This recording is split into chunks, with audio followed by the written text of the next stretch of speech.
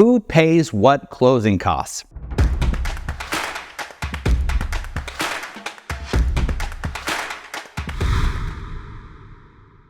Hey, Jordan here, and I get the question around closing costs all the time because it's inherently confusing, okay? Closing costs is just a very broad phrase used for basically any fees that you got to come out of pocket, in addition to the down payment. If you're a buyer, right? If you're a seller, the closing costs are really your title and escrow fees and anything the buyer wants.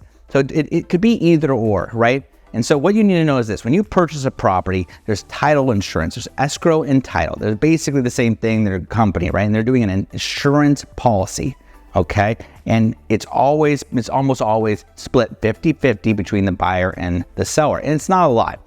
You know, let's say on a $500,000 house, it might be $5,000, right? But each pays $2,500 every single time, right? But a buyer who's getting a loan, they're going to have prepaid taxes 13 months. They got to pay the mortgage broker.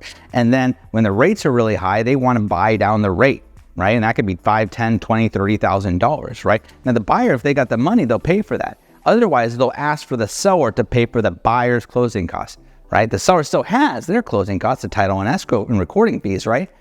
But then they could ask for the buyers as well, right? Who pays for that? Well, I'll tell you what, if you're a seller, it's been sitting on the market for 6 months with no movement, if you want to sell, you're paying for it, right? If it's hot on the market and there's multiple offers, that buyer's probably paying for it, right? Now, in some cases, we'll raise the price up and wrap them into the deal. Let's say the seller is asking $500, the buyer will pay $500, but we'll actually write it for $525 and ask for the seller to pay $25,000 closing costs. That net to the seller is still $500, right? $525 minus the 25. But the buyer's basically doing is they're borrowing that closing cost, right? So they don't have to bring the closing costs, the $25,000 and their down payment, right? They bring less cash to close. And that's a great way of being able to finance in deals.